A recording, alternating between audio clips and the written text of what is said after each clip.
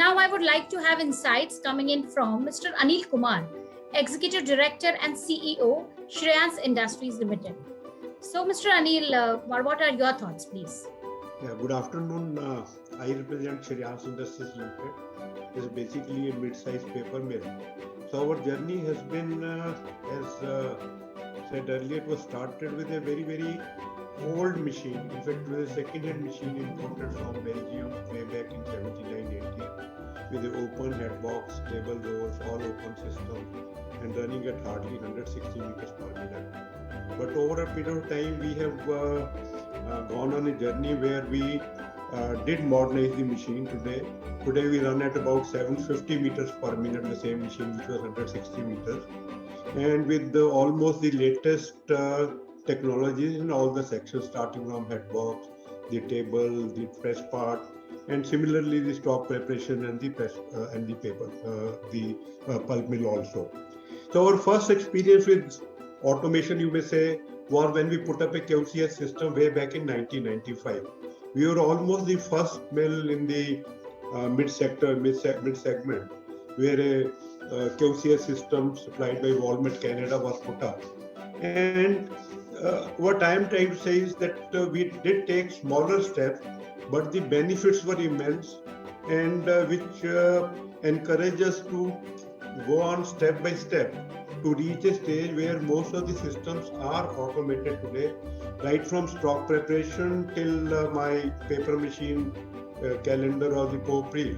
There is hardly any human intervention today, and it is all automatic. But Industry 4.0 is still some distance away, where because we have local controls, local sensors, local controls, and through DCS systems and PLC systems. But going to where artificial intelligence or IoTs are put in place, that is, I think, a little far off from us, because we are comparatively much smaller organization. But we are seriously looking into this, because our experience has been, we have been very progressive in our thoughts, irrespective of the size we were. But we are today one of the most modern machines. Maybe interesting to share, this is a 1958 machine. If you talk about it, this is almost 60 years old machine.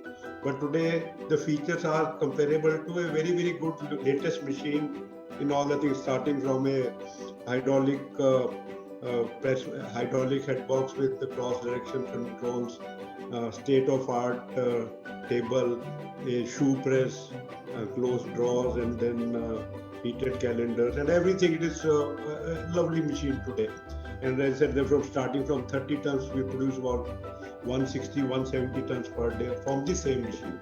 So journey has been very interesting, and we have seen the benefits of taking away the human control and putting the automation wherever possible. Now the question is, do we go a step further, where even machines talk to machine through IoTs or artificial intelligence, because data points are many. We have individual localized controls, local sensors, but do we integrate it and so that a predictive models can be prepared for our we shall be interested, but as said earlier, that looking into the size of the plant, our investment capacities, and then a commensurate benefit flowing into the operations. But let me assure you that if you start on this journey of automation, starting journey of artificial intelligence, the scope is immense, the benefits are immense. That is my personal experience. We did go for a shoe press when nobody was doing a shoe press, especially for mid-sized mills and agro-based mills. Our raw mills are agro-based mills. And we achieved almost 20% increase in production with the same machine.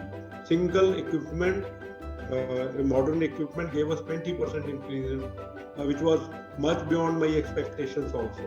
So once these certain systems are top driven, where top managements are interested, and have a kind of open dialogue with the people down at the operators level, and then a good consultant coming in, good expert.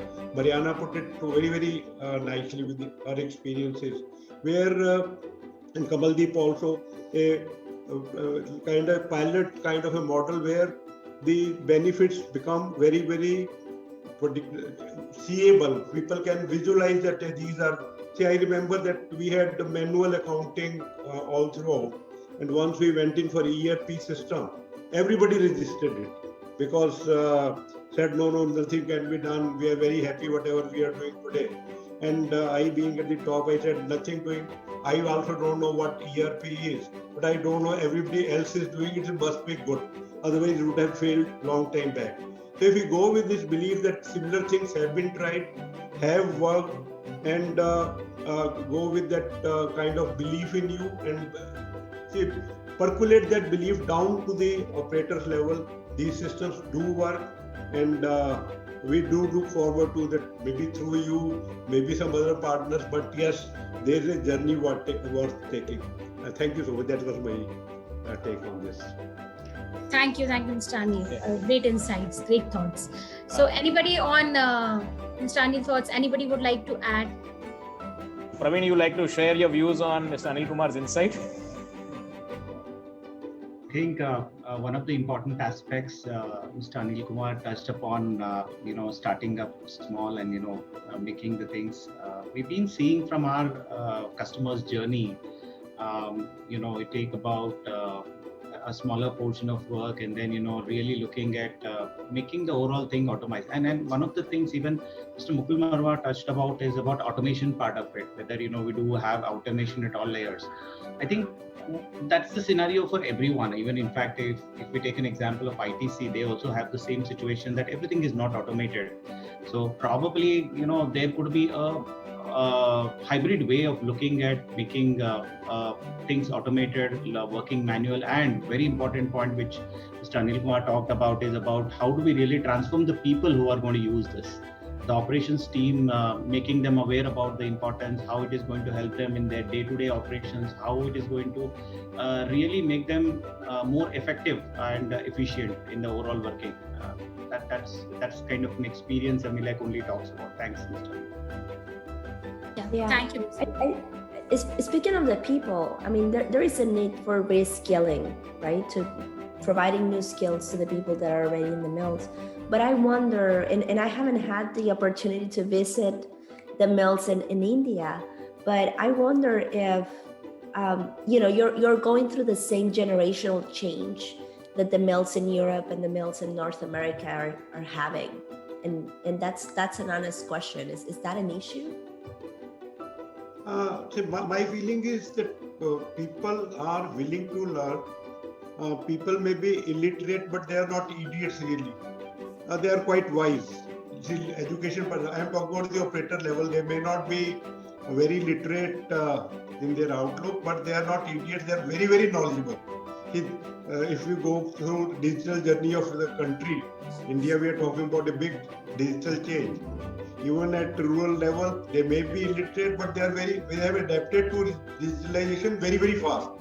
So I don't have any issue onto the skill part of it. It is the kind of acceptance of that change. Skill they will acquire. People are good at acquiring skills.